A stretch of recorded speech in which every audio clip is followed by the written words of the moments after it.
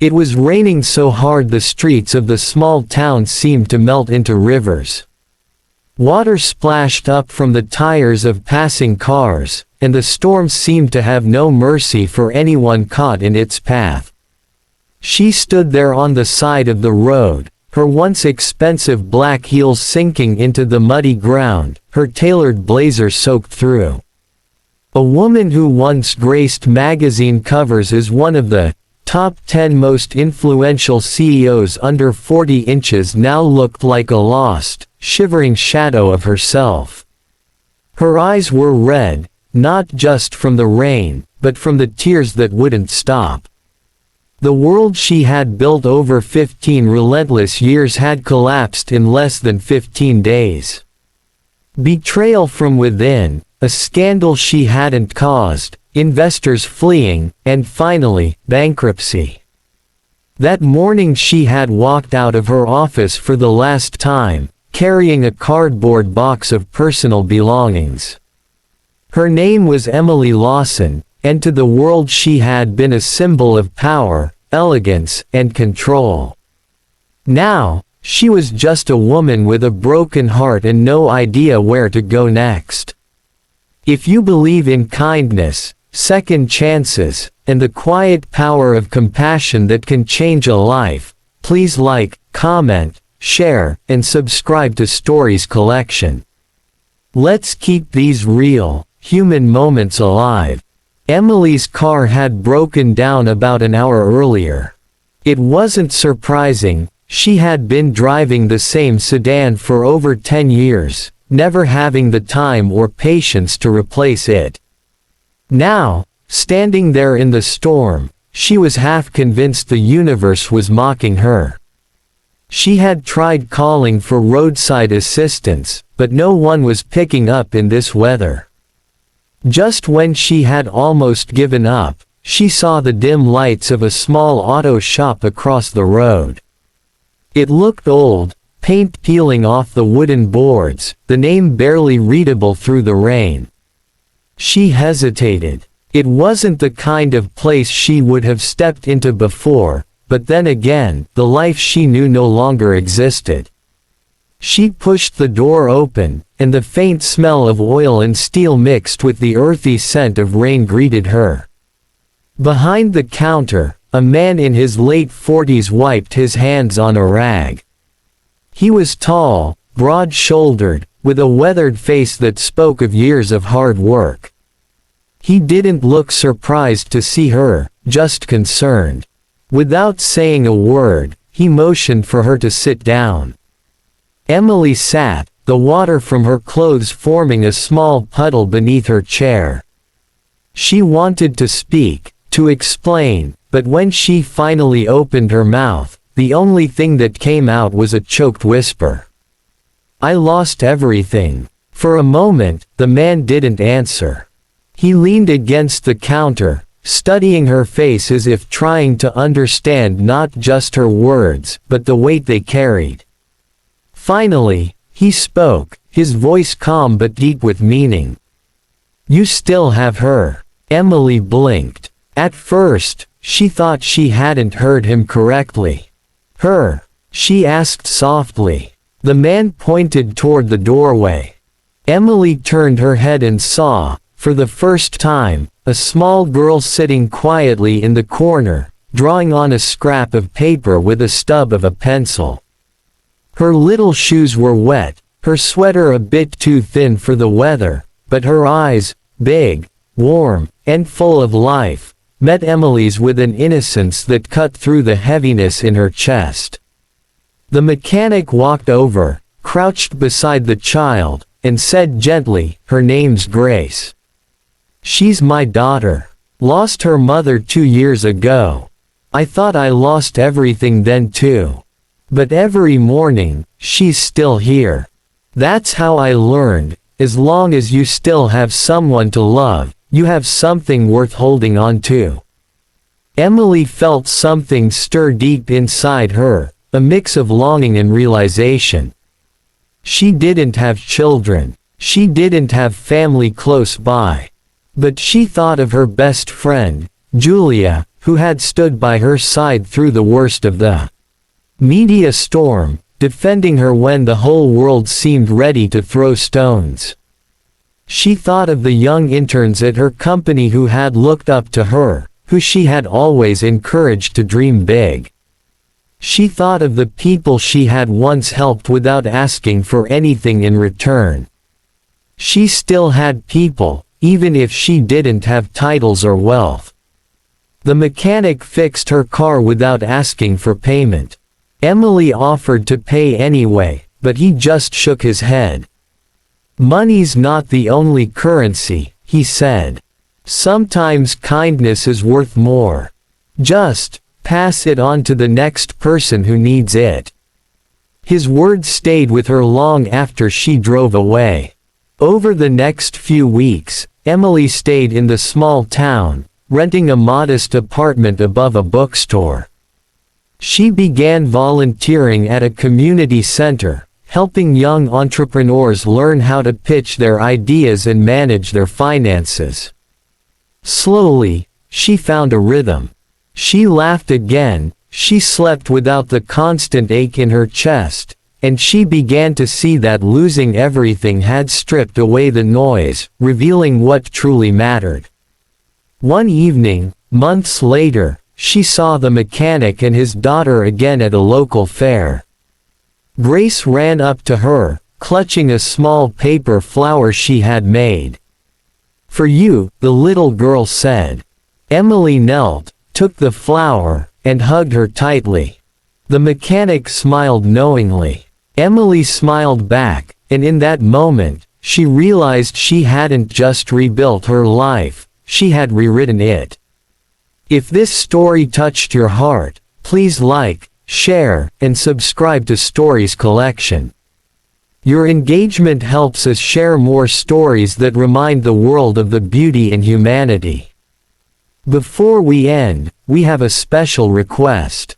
Comment below with one act of kindness you've received or given that you'll never forget. Alright, let's turn this into a full, cinematic 6,000-word version with more depth, suspense, and emotional build so it feels like a YouTube short film in story form. I'll take the seed story we just created and expand it with Emily's backstory, her rise to becoming a CEO, the betrayals, the fall. The mechanic's backstory, his late wife, his struggles, and how he understands loss. Detailed setting and atmosphere, making the rain, town, and shop come alive visually. It was the kind of storm that didn't just drench you, it reached inside, found the quiet parts of you, and made them feel cold. The streets of the small town had turned into glassy ribbons of water. Headlights cut through the mist in shaky lines.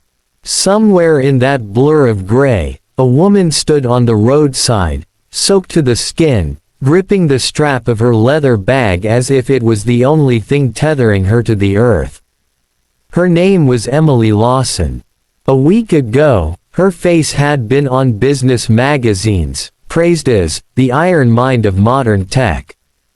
Today, she was a woman who had lost more than her company, she had lost her identity. Emily's black heels sank into the mud as she shifted her weight. The cardboard box she had carried out of her office earlier that day was on the passenger seat of her stalled sedan. She had planned to drive straight out of the city, away from the skyscrapers that had once been her home, but the old car, a relic from her years before success, had given up on her in the middle of nowhere. The wipers had stopped, the engine refused to turn, and now here she was, watching her reflection distort in a puddle, thinking how strange it was that only a month ago she had believed her life was untouchable. If you believe in kindness, second chances, and the quiet power of compassion that can change a life, please like, comment, share, and subscribe to Stories Collection. Let's keep these real, human moments alive. Her fall hadn't been slow, it was sudden, brutal, and merciless.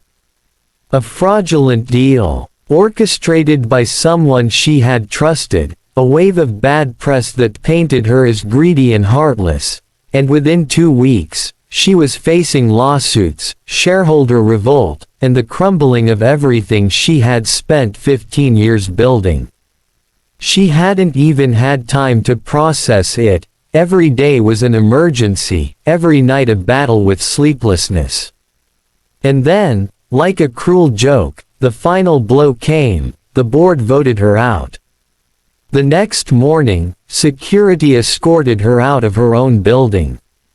Now the rain pelted her as she scanned the roadside for help. Across the street, through the blur of water, she saw it, a small auto shop. The sign was old, the paint flaking, but the lights were on. Emily hesitated. Before, she wouldn't have stepped into a place like that, not out of snobbery, but because her life had been scheduled to the second, too busy for anything unplanned. But today, there was no schedule. No meetings. No phone calls that mattered. She crossed the road. Inside, the air was warm and heavy with the smell of oil, metal, and rain-soaked wood. The space was cluttered but strangely comforting, tools hanging in neat rows, an old radio humming faintly, the distant hiss of a kettle boiling. Behind the counter stood a man with broad shoulders, strong hands streaked with grease, and a face lined not with age but with years of weathering life's storms. He looked up, his eyes resting on her for a moment longer than politeness required. Without asking questions, he gestured toward a chair near the counter. Emily sat, feeling the damp seep from her blazer into the cushion. Her throat tightened. She had been holding herself together for so long, through meetings, through interviews, through lawyers reading out numbers she could barely hear. But here, in this quiet shop with the sound of rain on the tin roof, something cracked inside her. Her voice came out smaller than she intended. "I lost everything." The man leaned on the counter, studying her as if the words were more than just a sentence, as if he was reading the story behind them. His voice, when it came, was calm, steady, almost gentle. "You still have her." Emily frowned slightly, unsure she'd heard right. Her. She followed his gaze and saw a little girl sitting cross-legged on the floor in the corner, sketching on a scrap of paper. She looked about 6 years old, her hair tied into a loose ponytail, her sweater worn but clean. She had that rare kind of stillness children sometimes have, not boredom, but an inner world so alive they don't need noise to fill it. "She's my daughter," the man said, his voice dipping into something softer. "Grace. Lost her mom 2 years ago. Thought I'd lost everything, too. Then I'd wake up and she'd be there.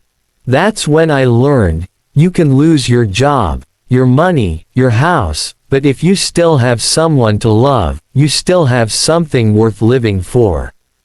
Emily felt the words settle into her like rain soaking into dry ground.